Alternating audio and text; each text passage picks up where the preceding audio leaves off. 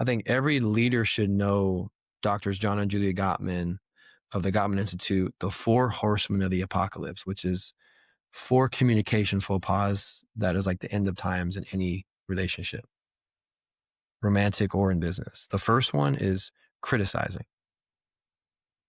Wait, the only time I hear from you is when you're telling me my code for this SEO is not good? You know? That's the only time I hear from you is when I'm doing stuff wrong. The second one is stonewalling, which means you just ghost people. You just like how you deal with conflict, you just avoid and ignore. The third one is getting defensive. Anytime someone has a need or a feedback, like you put it back on them and just start to gaslight them. But the fourth one is the most damaging, is contempt. Like, I'm better than you. I don't have time for this, or I'm above all that you, or, you know, that the size or the eye rolls or the, you know, that just erodes trust, which is the ultimate currency in leadership. So question to reflect is, when you're leading or working with a team member, doesn't matter what level is, how do people experience you? What does their nervous system do when they see your face? Or when they feel your presence? Like, are you safe? Are you a light? Do you bring energy, or do you take energy? Because they've been conditioned to believe that this isn't safe for me because I'm going to get criticized, or I'm going to feel contempt from them. There's going to be either, you know, a repercussion because I didn't do something right, and then my production drops, my authenticity drops. I do either quiet quitting, or I eventually quit. Or I'm hurt and I, like a virus, affect everyone on my team because I'm miserable. Like attracts like. What is a mindset coach, Collin Henderson? Well, let's first define what mindset is. And thanks for having me, Jason. Really honored to be on the show. Awaken Out of Context. Let's get awake. Let's think differently. Let's expand our horizons mentally, emotionally, and what is possible. So, great place to start is defining mindset. Mindset, by definition, is a conditioned set of beliefs that drive behavior. So there's really 3 key words that I want to hone in on in what we call doing the work. It's conditioned. Jason, you up in the Lake District near Manchester, Northern England, in the UK, man, you've been conditioned since birth by what you see, hear, and experience. Uh-huh. You've been conditioned by your friends, what you've watched, what your parents. I mean, your adult relationships is a window into your childhood. I mean, you've been watching, observing, and you've been conditioned to believe certain things about yourself, about the world, about your potential, about life, about other humans. You've been conditioned to believe that flows into your behaviors. So you've been behaving a certain way, how you speak, how you show up, the actions you take, that's been influenced by what you've been conditioned to believe. Do you think our brain tells the truth? No, I think it makes a best guess. Yeah. Well, the information that it's given. I was fascinated by this stat that Dr. Joe Dispenza, like neuroscientist researcher, has written a lot of good books. So I'm going to drop some books today. A book that I prescribe a lot is You Are the Placebo by Dr. Joe Dispenza. Really what you believe. Mm-hmm. And his research shows that 35 to 50% of our memories are untrue. That's interesting. And then research from the National Science Foundation, 80% of human thoughts are negative and 95% of human thoughts are reoccurring. So just baseline, your brain is wired for negativity. You're storing what I call trauma, drama, daddy, and mama shit. And these neural pathways are forming this identity or this construct of like mindset. Mindset. It's been programmed to believe certain things that's influencing your behaviors. So mindset coaching is, man, let's just be an observer of some harmful patterns. on how you talk to yourself, what you think about, shame, regret, guilt, fear, what you're projecting. Pain that's not properly processed gets projected. So it's kind of unlearning what you've learned, but it's really being a really thoughtful, compassionate, kind observer of hurt, of loss, because the brain keeps a scoreboard of all your failures. There's very little evolutionary benefit to remember your wins. It's more your brain's wired, your amygdala, your limbic system is like your trauma stored in the body, your nervous system. And so it's just like recycling hurt, and it's projecting fear. And what's interesting about the brain is the brain and the body cannot tell the difference between what is real and what is imagined. Mhm. And we say up to 70,000 conscious thoughts per day. But what Carl Jung taught us is what is not conscious becomes your fate.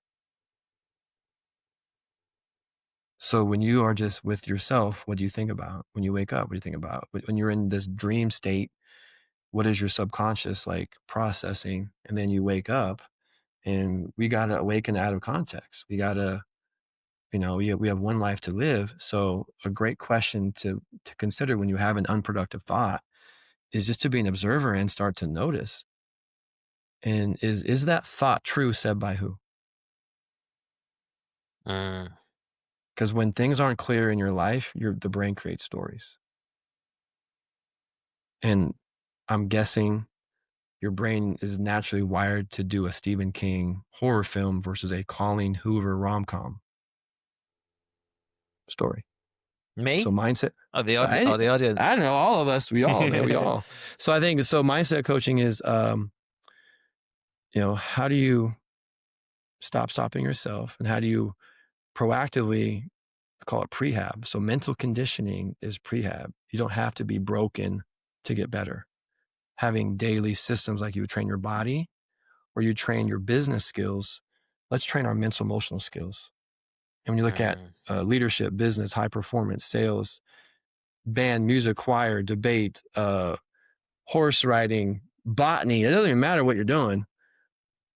You are training your craft, but what are you doing to train your mind to activate those skills? Skills like self-awareness, mindfulness, present moment focus, confidence, belief, resilience, courage, how to navigate through fear, how to respond quickly to adversity, challenge, change, having, activating values, and how to live an authentic place. And when I travel the world really training organizations, a simple question, especially with salespeople or any role, like, give me the traits of your top employees. And they're like, hardworking or humble or gritty or passionate or curious, kind, compassionate. I was like, what do you do to train those?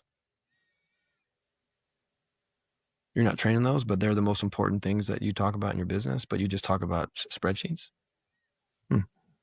Interesting. Wouldn't it be nice to like really, if people are your most important asset, wouldn't it be nice to like really take that really expensive investment?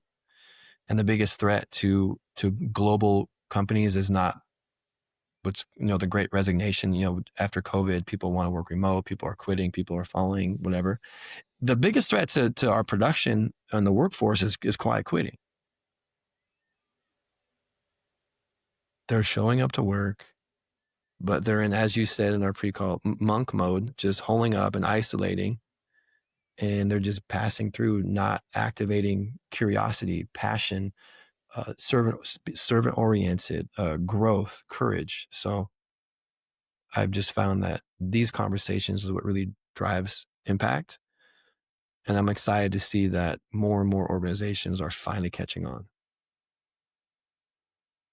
Practically, what does that look like when you go into an organization? I think leaders need a lot of help, because normally you get hired at some role and you have a good performance and you get promoted to leadership. And even though you know how to do a certain task, no one's taught you about neuroscience, behavior science, motivation. Google has research called the Aristotle, I guess, study. They looked at what's the number one employee need, and that is psychological safety. So we have a bunch of leaders who are creating trauma and drama in their employees because they don't know how to lead. So for me, a simple thing is, man, let's love on our leaders, because they're getting it from who they're managing, and then they're getting it from above, and they've been promoted because of performance, but no one's taught them how to perform as a leader, how to lead people, how to connect, how to create empathy and vulnerability and accountability, all these things, these words that we all know, but like, how do you coach it? Mm. So, again, the business stuff, but you don't know the psychological stuff. That's where I would start. Yeah, and like you say, it seems that everything is totally changed since COVID. Like, I think managing an organization in person versus doing it online Mm-hmm. are like almost two entirely different skills, Mm-hmm. you know? Like, because I lead a team, and yeah, I have to stop myself sometimes to like get on the phone, talk to them, because you can end up just like siloed off, like in spreadsheet mode and whatever. Because the cool thing about working remotely is you can get a lot done. You can get a lot done focused, but the problem with that is then you start to devalue the human conversations with your team members because it doesn't feel scalable. A foundation of leadership and culture. So we define mindset as a conditioned set of beliefs that drive behavior. And that conditioning, our beliefs are not based on truth, but our perception of the truth. So mindset is like, let's really unpack these 6 inches between your ears, this 3-pound mass. And what are the patterns? What are the untrue patterns? What patterns do you want to create and form? Let's go to the mind gym and work on that. But culture, by definition, is the way we do things. And that can be random or it can be by design. When there are two people working for a common goal, there's going to be culture, whether you like it or not. How you deal with conflict, communicate, standards, systems, ways of working. So I think part of it is this, and I usually start with mindset and I work on like cultural leadership. Because, like I said earlier, pain that's not properly processed gets projected. So leadership is a transfer of energy. So if you're not right mentally, emotionally, you're going to be projecting some of those hurts, some of those fears, some of that trauma stuff that you've experienced onto those around you. So we had to get you right. And then let's have a game plan on the way we do things. How do we, like I just mentioned, how do we lead, serve, get curious, connect? So I would say foundationally in leadership is connection before correction. Mm, If I don't know you as a human, if I don't know your why, your backstory, what motivates you, what gets you excited, really know your strengths, double down and playing to your strengths. But a few questions every leader should ask anybody they're working with is, aside from who are you, and obviously complimenting and seeing where they do well, and acknowledging that and consoling when they're having rough times, but like, why do you do this job? Like, why'd you apply for this job? Like, what are you looking for? But the second question is like, what is your goal? What are you trying to achieve? And like, what are some obstacles that are facing, that you're facing in that quest of, you know, fulfilling your why and your goal? Why, goal, obstacles. Those are so simple questions that most leaders come in and they have a goal that they have to hit. So everything is from how they're being evaluated. But who we're leading, like our most important customer is who we're leading. We're actually we're serving them. So, and I love this thought from Mary Kay. People support what they help build. So get them engaged in the process on the goal of the organization, but like, what is your personal goal that aligns with that goal, and just have deep connection. And I think a great question any leader or partner could ask is, what are your needs? mm. Common sense is a common practice. Just because something doesn't mean it's easy. I mean, I feel like I'm Captain Obvious, but leaders and organizations don't talk like this. Mm-hmm. No, I think it's good because I think leaders in general have so many spinning plates and so many things that they feel they have to do that it can be hard to pick out the thing.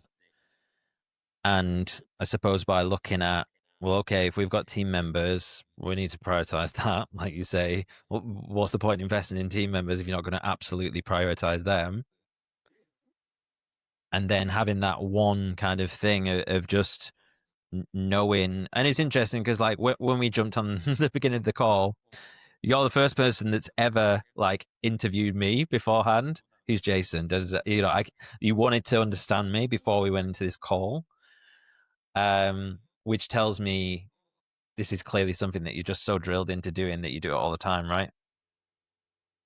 Yeah, I don't know. I think people, this is such a cliche, but people don't care about what you know until you know that you care about them. And this is what I call targeted coaching. Targeted coaching. So I did, after graduate school at Washington University, I did fundraising. Then I got into pharmaceuticals for 6 years. I was in neurology and respiratory. My last stop was in oncology. And they were starting to uncover a really cool finding in treating cancer was called targeted therapy. They're able to find the source of the cancer, really attack that part instead of doing chemotherapy, it just kills everything. Mm-hmm. How many leaders go in and they do like a one size fits all model without like getting to know who that person is? Everyone's kind of different, you know? Everyone has similar needs, but so if I can teach you my framework from your lens, it's going to make more sense to you. And I'm going to serve you better because I've done the work of connection before correction. Mary Poppins had a great quote, well begun is half done. Starting from understanding where they came from, what their hurts are, what their needs are, what their goals are, and just being a great partner that cares about people. People don't leave jobs, people leave people. If you're anything like me, you're probably good at starting habits, but fail to stick to them over the long term. There's probably one or two, whether that be going to the gym or taking the dog for a walk, but struggle to maintain others around career, relationship, or life goals. If you're a long-term listener of the podcast, this won't be the first time you've heard me talk about habits and leveraging public accountability. That's why I created InDeep, the tool that helps you build healthy habits and stick to them. After creating your free account, you'll be given your own personal public profile link, which you can share with your friends, your family, coach, or followers. And when someone clicks that link, you'll be given a real-time notification that someone is watching your habits. I can't tell you how much of a motivator it is when you're stuck in a procrastination cycle and this little eyeball pops up with a number next to it. My productivity has gone through the roof since I started using it. It's that effective. Luckily for you, I'm giving away 100 free VIP months to my podcast listeners. There's no credit card required. Head to indeep.com/podcast. That's deep with two I's, INDIIP.com/podcast, or follow the links in the episode description below. Let's start crushing our habits today. The body has limits, but the mind is limitless. What does that mean? It means that you never outperform your self-image. Our limits begin where our vision ends. And we physically are limited to what we can do. But mentally, there is no limit where we can go. I think about who would have thought that this device we have now with the screen can do all these cool things, visually and call and text and apps and stuff. Like who would imagine you can bend iron and it flies up in the sky, There's just so many things that we've created as human beings. Like there are no limits to what we can do. So I think, and I work with a lot of athletes too. Like you physically are limited, like how much you can squat.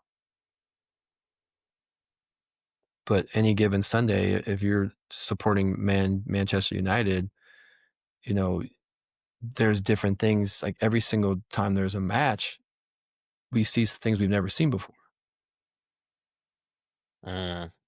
Like movement or passing or scoring or defending. Like And the most successful performers, they're in a flow state. Like they're not judging, not critiquing. There's no sense of time. The activities are not the outcome. So I just think we put so many man-made limits on ourselves. Is that thought true? Said by who? Who said that we can't do that? I was in Hershey, Pennsylvania with the organization with a group of leaders that's launching a new product. And one of the first things we did is let's just stop limiting ourselves with language. Language is the wardrobe of our beliefs. So when we verbalize, sales team can't do that, market not here, customers don't like this, blah, blah, they just made it like you are limiting yourself. Like never tell your daughter she's a picky eater. You're conditioning her to believe that I don't like food. You may have heard people say, I always forget names. I'm not a morning person. I'm horrible with directions. Like you've defeated yourself. So let's find how we're talking shit to ourselves. Thoughts become things. It begins before it begins. Energy flows where focus goes. Let's reframe these things into more of a growth mindset so we can become limitless. You just put limits on yourself. Man-made limits. Who says you can't access that account? There's probably some things you haven't tried. Yeah. How do you approach assessing someone's mental state or mindset? I love this thought from old dead French dude Voltaire is, don't judge a person by their answers, judge them by their questions. And to me, the first foundational pillar of mindset training or mental skills or mental conditioning is self-awareness. What's interesting about the brain, man, it's super private. Jason, I can't get in your brain. I can't. But I can ask some questions to get you to be reflective. And a lot of times, self-awareness, there is healing. So there are 4 levels of what's called competence. Level 1 is unconscious incompetence. I don't know what I don't know. Level 2 is conscious incompetence. I'm aware of what I don't know. Level 3 is unconscious competence. I'm good, but I don't know why. We want to get to consciously competent. I'm successful and I know why, and I can duplicate and I can scale it. So a few things I do early on to assess mindset, and as I do my like framework, is number 1 is just talk about where's your focus most of the time. You know, your focus can be in past, present, or future. Like, do you spend more time dwelling on, like, shame or regret? Or are you more like future fear-based thinker? Like, are you more worried about what can go wrong? And what has conditioned that? What experience I really need to know what has conditioned you to have your mind go to those places? And then kind of start to notice those things. And mindfulness is the practice of self-awareness to being present without judgment. So it's really this practice of being aware and then coming back present. Like that to me is like a great, but let's unpack like, hey, what experiences are making you feel shame? Where are some things that make you feel regret or making you feel fear, like future-based thinker, like what if? And then I like to ask, maybe I'll ask you, Jason, should we do a session with you? Sure. Let's do it. So here's the question. Yeah. Assess your last month to 2 to 3 months. Month to, what is that? Q3? We're just starting Q4 right now. So Yeah. think of Q3. So September, August, July.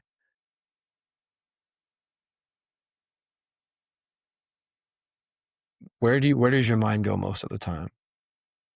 Are you more like looking back? You've been through some stuff in your life, or you run an agency, so like Google, I mean, you run an agency, or so you like projection numbers, like where do you find your mind, past, present, future? I think I'm pretty good at being present on whatever I'm focusing on, whichever project it may be in the day. I think probably I don't really dwell on the past. I've done a lot of work on myself and Mm. therapy, etc., which has helped with that. I think probably I probably am thinking a lot about future goals and where I will end up. So, although I am present, I probably spend a lot of my time daydreaming about what could be in my dream life, you know? There's nothing wrong with that. I think that you're describing a mental skill that we teach is how to visualize. Mm, Mental imagery is a evidence-based way to create neural pathways and create clarity and confidence. So I just think that'd be something to look at, like where's your focus? And then if you notice your mind in an unproductive past or unproductive future, just gently come back to the present moment. Every time you do that, it's like doing bicep curls for your focus. mm. Yeah, I think like 10 years of meditation as well has helped with that. I think I probably don't have like a good I I'll do a bit of visualization and then I'll stop and then I kind of I think there's so many different things that I could be doing with whether it's positive visualization, negative visualization, which I've used before, which is really good. General mindfulness, whatever. Like, there's so many different things that we could be doing. So I feel like sometimes I think I need more constraints on the different mental models or Mm. processes that I put in place, if that makes sense. Mm-hmm. Yeah. So I think that's just interesting thing to just maybe like, and you can journal that this week. Like, where do I find my mental energy going? And there's some new neuroscience, brain science on what's called the default mode network. It's kind of a different parts of the brain that are kind of collectively working together when you're in times of like idleness. Like, where does your brain go when you're not assigned a task to really monofocus on?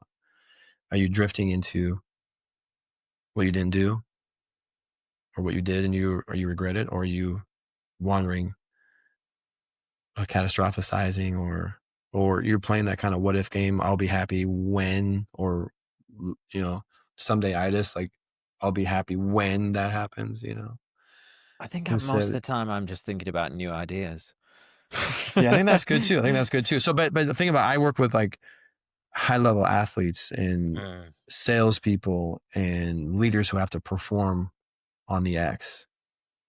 So it's just mm, like the holy grail of performance is in the present moment. Research from Dr. Ken Rizzo at a Cal State Fulton, rest in peace. Peak performers spend 80% more of their time in the present moment. And I mm, think there's different ways you can do that. It's just set an intention every day. And when you notice your mind unproductively wandering, you get to snap back to reality. Oh, there goes gravity. You just get back to the present moment. And that's just like simple practice, is to just to be where your feet are, and have compassion, and just you know just the best stuff is always like, dogs are a great model of that. I mean, they're always mm. present. So the next thing would be, adding up to 100%. If you look at a scale, like what percent would your self-talk be positive versus negative?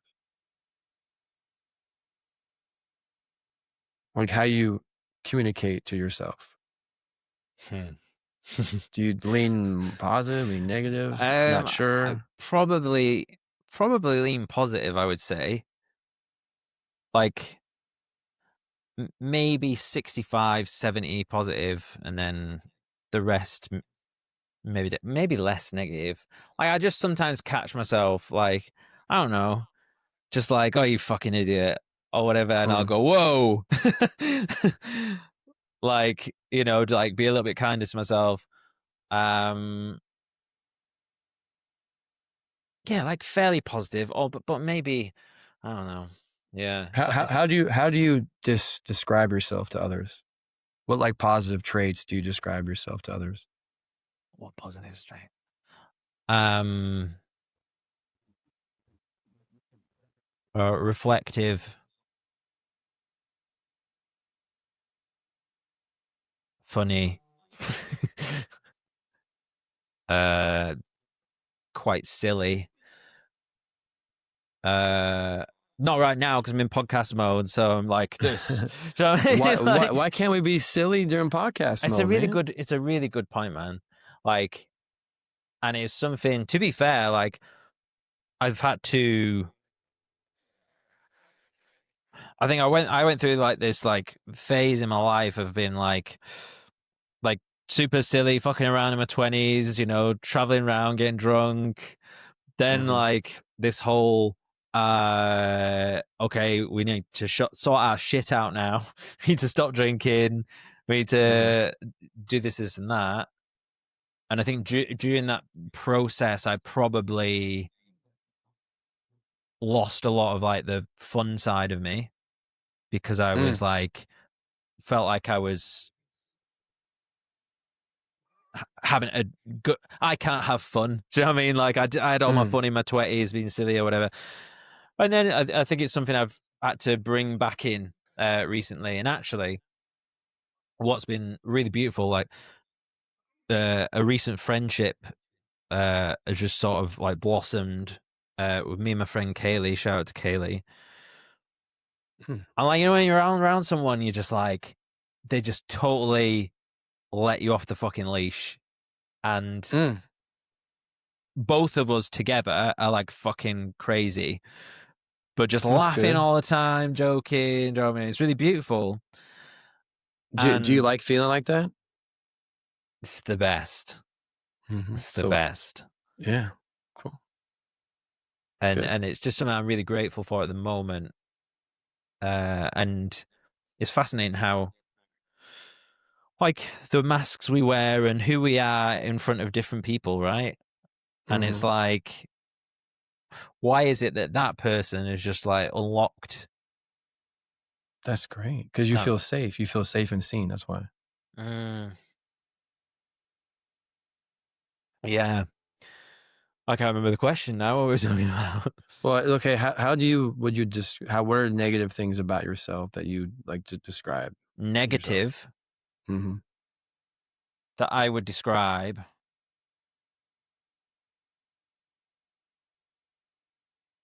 I'm maybe a not bit, good at or maybe a bit selfish, mhm. bit self-interested at times. Mhm. Uh, a little what's the word? Just like closed off. Sometimes I'm actually a very open person, but I can at times find myself just like, oh, it's me against the world. Do you know what I mean? Mm. No one understands my goals and my dreams. Like, I don't know. Like, Hmm. no one understands what it's like being, I don't know, single and 36 and not having children, blah, blah, blah, you know. Mm. So, and I think I can probably get a little bit, uh,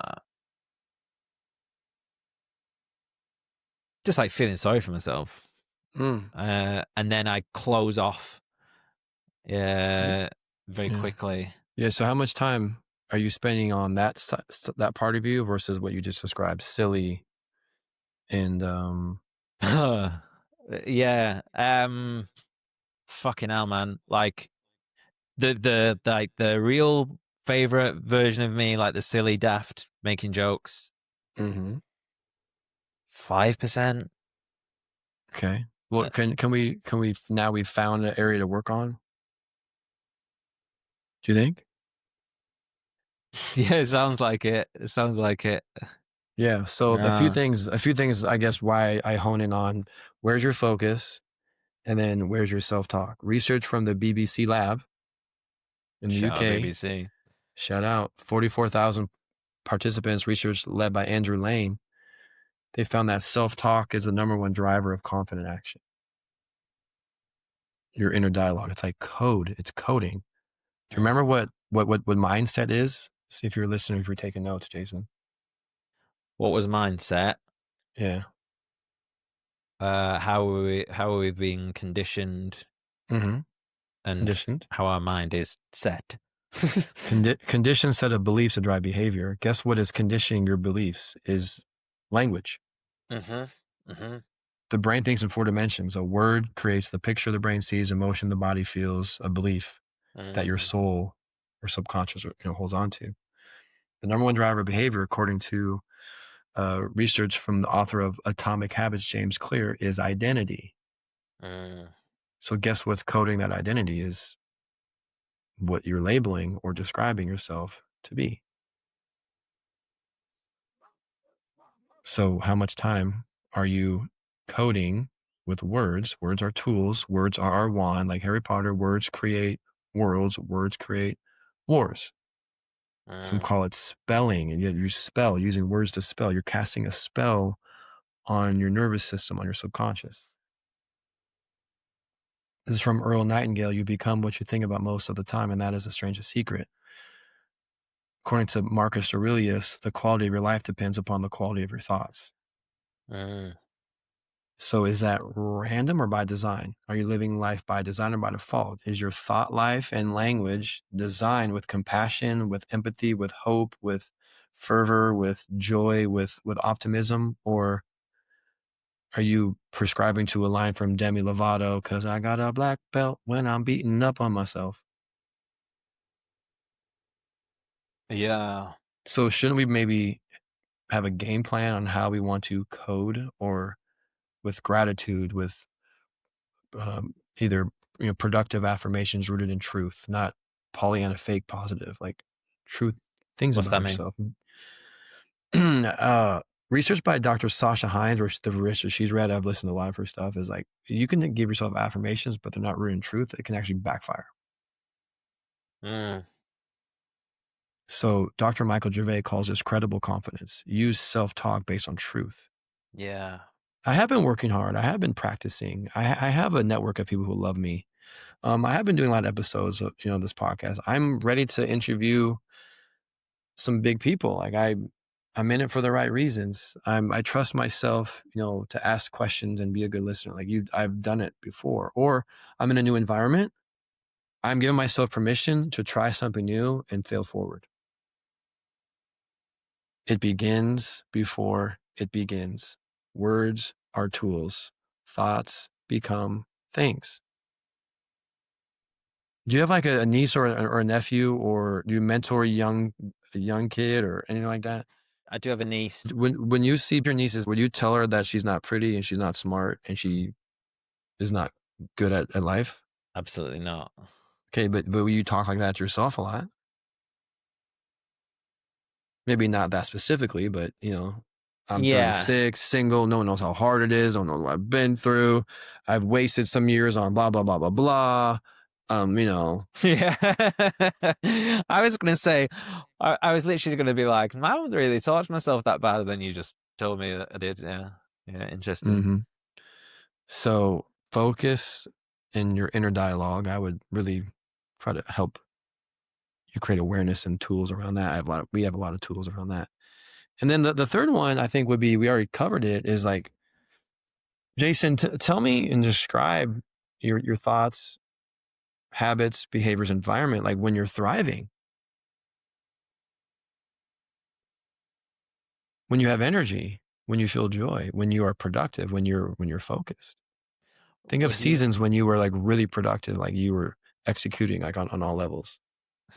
Yeah, like every other week. But this is what I call self-scouting. We spend all of our time studying other people on TikTok and Instagram. We study market dynamics and the competition. We don't study ourselves. Yeah, I tend to. I personally, I tend to go through.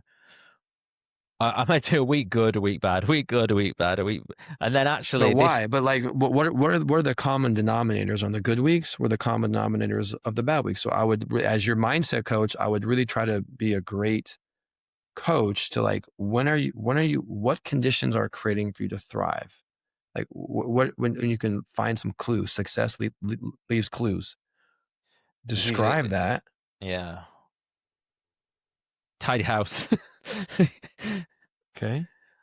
But I'm always. Could you write down some things that, like, when you're thriving and optimizing, what are the conditions? What's your self-talk like? Who's around? What are your behaviors like? What actions are you taking?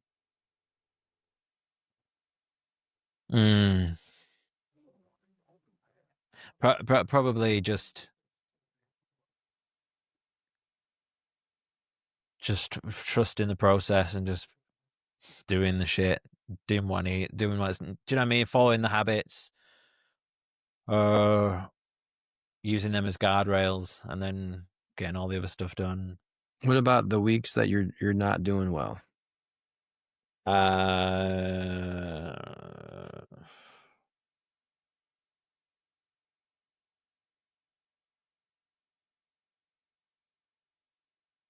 I always think it seems to be kicked off when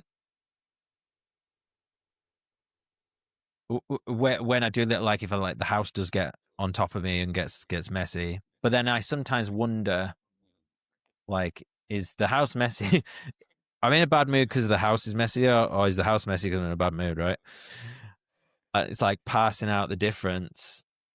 Mm-hmm. I think sometimes I do live a busy life, and do you know High Rocks? So it's like hybrid, like training, races, or Okay. whatever, running and lifting heavy stuff. Okay. So I do that. I train a lot for that, and then so quite often I'll have an event, and then you have like the classic, just kind of the post event kind of come down afterwards, and then coming Mm-hmm. back to the real world, getting on back on board is sometimes takes a few days because your central nervous system is absolutely blown. Mm-hmm. um, yeah, tough one to identify, I must admit. Well, I mean, this is what we call the growth inverse. What's It's that a mean? law. If you just stay surface, you're not going to grow. That your relationship, your skills, yourself, Uh, your height will mirror your depth. So if you're not willing to go deep and face your fears and get vulnerable and do the work, you're going to stay surface. uh-huh. So that's why like mindset training is not for everyone. Like if you're an adult, you have every right to be average. I'm not the right coach for you. But if you love life and want to make the most of it and want to start to take some accountability and stop being a victim and own your shit and forgive yourself, which is really hard. And I think there are two people we should honor: our childlike self and the self when that's our last week on this earth. What's that mean? Are you honoring the dreams of your childlike self who was not conditioned by how the world is kind of, a little bit jacked up? Like young kids have such a gift of their dreams are limitless. I'm going to be a playwright. I'm going to be an astronaut. I'm going to be the next Ronaldo. I'm going to be an actress. I'm gonna write. I'll be like Taylor Swift. I'm gonna write music, and then each year they get older, the world tells them you're not talented enough, or it's too difficult, or you get bad feedback, and that strength gets weaker and weaker. And then on your deathbed, like, are you thinking back, like, am I living in regret because I didn't say I'm sorry, or I didn't spend more time with a loved one, or I didn't follow the dreams of my 3-year-old self?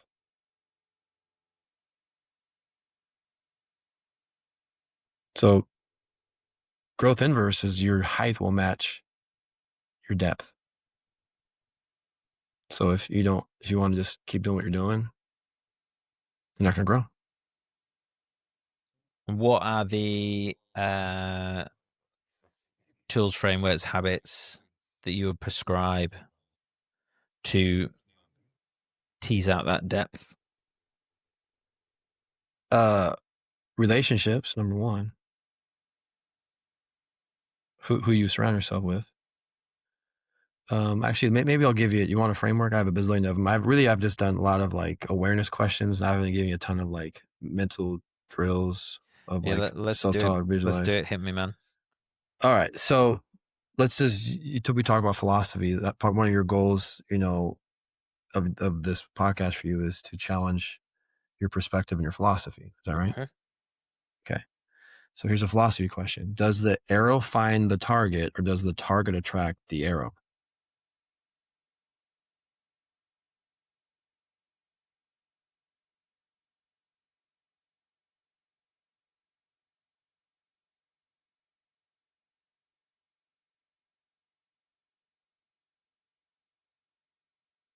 Feel like you're gonna say the target attracts the arrow. Why would you say that? I would say that. Like, what do you believe? Because my instinct is it's the it's the arrow. So I'm like, must be the opposite. The inverse of that? Yeah. Well, I think a lot of people say, yeah, that the arrow finds hard because like you're pulling it and you're directing it and you're shooting it. Mhm. And you may have heard of this Buddhist philosophy, attachment is suffering. Mhm. We're in a society of what my friend Collin calls outcome junkies. We suffer from destination disease. And how many of us are seeking significance by doing, grinding, achieving?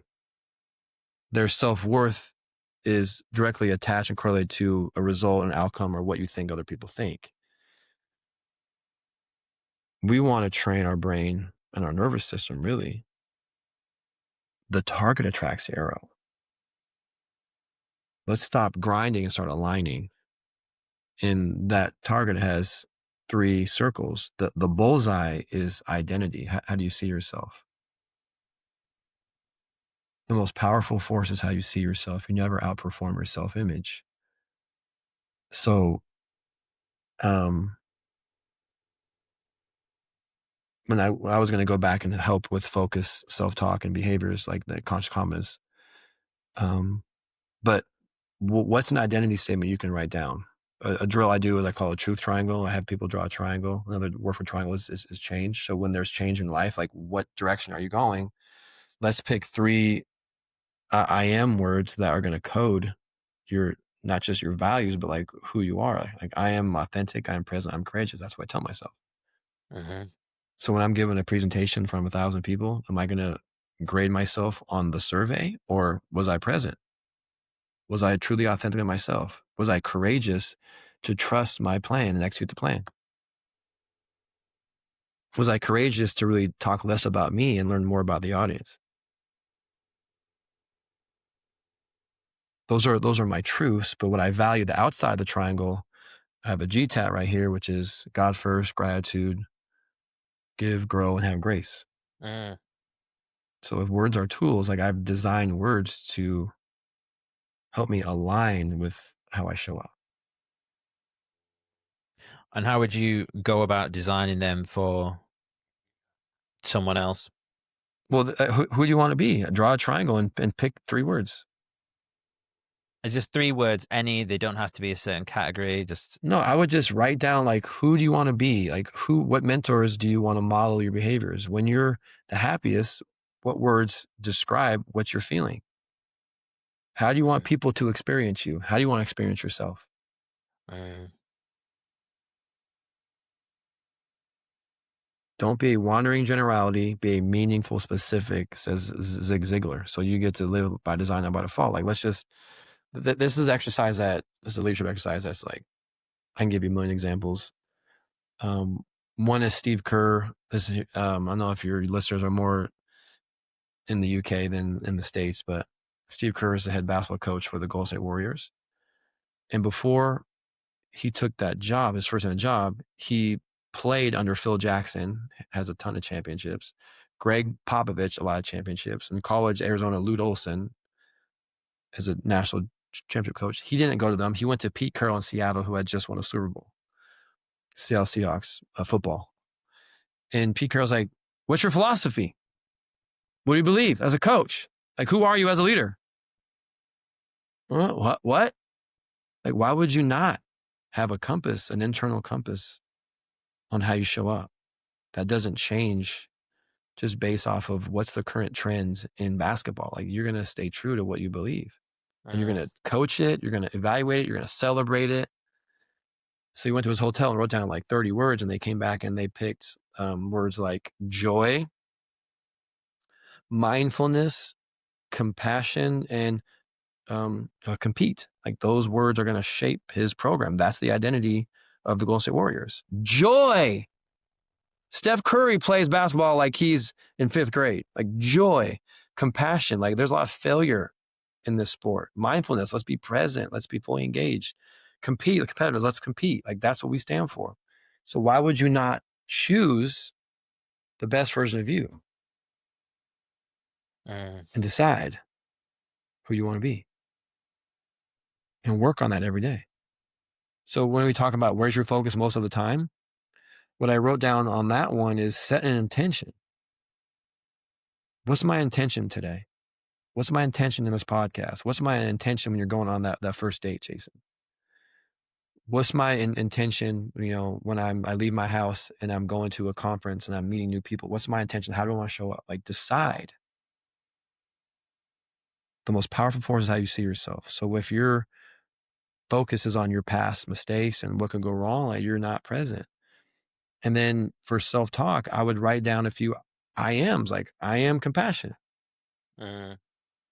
We tend to follow our own beliefs, so write down, this is where you like do that growth inverse. You do some journaling, some reflective work. So that's the center, is your identity. The second circle would be your behaviors, habits and behaviors. So when you were thriving, what were the behaviors that you were doing?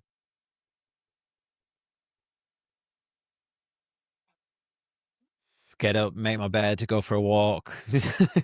But why don't we set some action goals? How do you mean? Well, if you're thriving when you do those certain behaviors, my mentor, rest in peace, Trevor Moawad, wrote 2 books. One I suggest is It Takes What It Takes. Is he was working as the mental conditioning coach with the Jacksonville Jaguars, American football. There's their first round draft pick, Fred Taylor. He played 3 years. He was on a contract year. He never played a full season. He was always hurt. He got the nickname Fragile Fred. So Fred is on a contract year. He goes to Trevor, and Trevor's colleague at the time was Chad Bowling, mindset coach for the Jaguars. And he said, I need to get a contract, my second contract, or I'm out of the league. I need to stay healthy. What should I do? So Trevor and Chad did one thing, is they evaluated the entire roster. What were the behaviors of the players that played the entire season? And they found 2 common denominators. The first one was they got to the facility 2 hours early. The second behavior is take an ice bath after practice. So like Fred, we've researched success leaves clues. These are the behaviors of what the healthy people do. And then Fred's like, what do I do for 2 hours? They're like, we don't know. That's what they did. But by getting to the facility at 6 a.m. versus 8 a.m., he'd stop going out drinking. Started to go to bed earlier. His injuries of like soft joint tissue, less of that. He was eating a breakfast. He was in the weight room. He was watching more film. And then the ice bath for inflammation after practice. He played 48 games in a row. He's the all-time leading rusher of the Jacksonville Jaguars just by changing 2 habits every day. Yeah, I'm all about the I feel like sometimes call them like compound habits.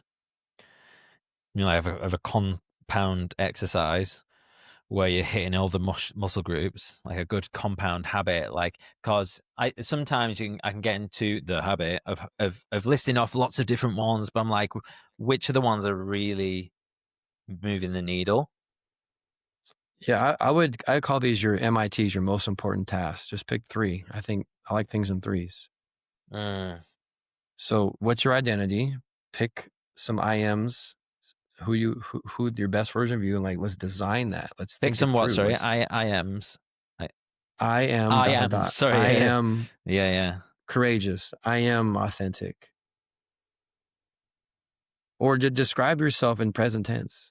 One of my mental drills I do is I go through an exercise where my body is, I completely heal my body in my mind. I go through from my brain to my heart, my lungs, all my organs. Man, my prostate is a baller, Jason. Like, I'm good. Like, It's my like hamstrings, body knees, my scan, ankles. yoga nidra type Yeah, thing. yeah. And then I am connected to God. I'm loved. I am connected to an amazing, life partner. I'm amazing children. I'm super connected. I have community. I just visualize, I see and feel this community I'm living life with. I look at, the people I'm impacting, globally, and like the circles I'm in of like service of love. I visualize how much money I want to make each month. This is the science of becoming. Sorry, just See, feel, believe, do. when you were So, saying that, I'm grateful for my children, etc. Can I just do you have children, or is that a visualization? no, we have 5. Yeah, Father of 5. We fuck have 5 yeah, kids, 6 to 5 13. kids. That's why I'm in mental skills, Jason. I need help. Good job. But yeah, so that's an exercise of like, I'm thinking like, who am I? I want to like train. I believe in TBT, thoughts become things. Mm. And a lot of people are just, they wake up, they look at Instagram, they look at their calendar, they look at their email, they have their meetings, and they're getting their ass kicked at work. They spend no time designing and aligning Mhm. who they want to be. You become what you think about most of the time. But yeah. So I know we're running a little bit low on time, so let's tap in. Let's design. Can you help me design Mm-hmm. perfect morning routine? Let's say we've done like that. We can have a morning walk, we can have ice baths, whatever. But let's say we've got 20 minutes to do like journaling, meditation, Mm-hmm. visualization, all that sort of stuff. Mm-hmm. How would you design that? And would you do it daily, or would you do like one as a Mm-hmm. weekly thing? Well, the thing I described, I do it pretty much every day, but it's called habit stacking. I do it when I go to the gym, when I'm in the sauna, or do it in the shower. Attach a habit that you already do. Yeah, yeah, yeah. But I want to finish being a target. Oh, sorry, we're not finished there. You got the identity is the bullseye. Yeah. You got habits, behaviors, number 2. Pinpoint those. The third ring is your environment. If you're trying to quit smoking, you shouldn't hang out with people who smoke. Mm-hmm. So design an environment where it's conducive for you to activate your habits, behaviors, and your identity. So having mentors, having colleagues, having friends, having a podcast. Like, why would you not create an environment where you get to activate your identity and your habits and behaviors? Mm-hmm. So I would say, yeah. So design your identity. Like, who are you? Pick words. Words are tools. Words are your wand. Identify 2 to 3 behaviors you commit to do daily. And then what environment are you going to create? Like, if you want to be fit, don't pick the gym that's 30 minutes away. Pick the gym that's 5 minutes away. If you want to be a great public speaker, get around great public speakers. Yeah. I'm being Captain Obvious again. But you would have that plan. Okay, so before I go, I got to go in like a few minutes. But I'm going to give you what I call the 4-minute mental workout. All right. Oh, you don't got 4 minutes, Jason? I've got it. You offered 20. I've got all the But time, like, mate. I don't think a lot of people can do 20. I'm just asking for 4. Okay, yeah. I'm with you. Yeah. So minute 1 is just to breathe. It's just to calm your nervous system. Is to find your breath. That slow exhale tells your subconscious you're not in danger. It resets your nervous system. So much data on the effects of like present moment focus, parasympathetic, sympathetic nervous system. Like it just breathing has been taught by the samurai. I mean, Navy SEALs. Mm-hmm. If I can't sleep at night, I'll do what's called box breathing. I trace a box with my breath. So just get into your body, do a quick body scan. and just center yourself with your breath. And that can be a great rep. Like, because sometimes when we're performing, dog, I don't got 20 minutes. I got 30 seconds. Mm-hmm. But I've practiced this every day, how to find center. That's 1 minute. And then minute 2, 3, and 4 is what I call the HA method, HAW. I have, I am, I will. I have is around gratitude. Research by Cal Davis, Dr. Emmons found gratitude lowers cortisol by 30%, boosts your immune system, lowers inflammation, lowers blood pressure. Duke research, optimists and grateful people win more in business and in sports, they're more resilient, they make more money. I just got tons of data on gratitude. But it's kind of like me telling you to drink water. You know to drink water, but you don't do it. But the benefits are endless. Gratitude is like water for your brain. It's so obvious. That's why you don't do it. So my challenge to you is don't just think it, feel it. Feel abundance flow through every single part of your body in optimism and gratefulness. What's wrong is always available. Would you connect abundance with gratitude? Yeah. I think they're all kind of in the same posse. Optimism, gratitude. I think gratitude is focusing on what you have now and what has led you here. I think optimism is like I'm predicting something good is going to happen to me. You know, like attracts like, abundance. Like we're good. Like we can find a way. Do things happen to me? Do things happen for me? Breathe. I have gratitude. I am is the minute 3 is confidence, conditioning, using words as tools. Every time Serena would change a set, she'd read her process goals and read her affirmations. Every time Michael Phelps would walk through a door frame, he'd give himself affirmations. There's a powerful clip of Ronaldo before he's doing a penalty kick, talking to himself why he's right for this moment. I've not seen that. Yeah. That's cool. So, but again, I work with like high-level performers. We don't got 20 minutes. So you got 30 seconds to a minute before you step on stage or before you pitch that client or before you shoot a free throw or before there's a corner kick and you got 30 seconds to get in position to give a header to score a goal. Like you have time, you have 30 seconds. It begins before it begins. So we can start conditioning your identity. We can start conditioning confident self-talk. We can start conditioning, wiring optimal words, pictures, emotions, and beliefs. Last, I will is set your intention and visualize it. Worrying is visualizing what you don't want. Worrying is visualizing what you don't want. Mm-hmm. We kind of do that a lot, don't we? Mm-hmm. Is that thought true? Said by who? We are projecting events that aren't even real. But the brain and the body can't tell the difference. We're creating the same neural pathway when we imagine it as actually doing it. University of Chicago looked at free throw shooting and basketball. Group 1 visualized. Group 2 didn't do anything. Sorry, group 1 practiced shooting. Group 2 did nothing. Group 3 just visualized, didn't touch a ball.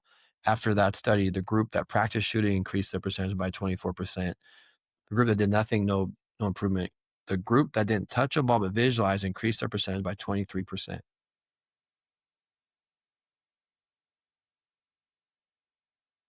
Everything happens twice, first in our mind, then in real life.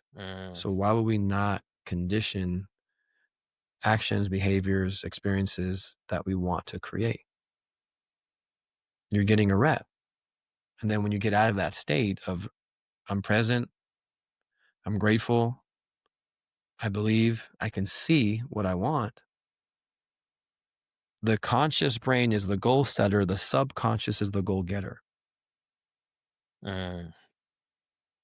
So now your brain kind of has a better framework or pictures or word or coding or direction on to get the thing that you are trying to create.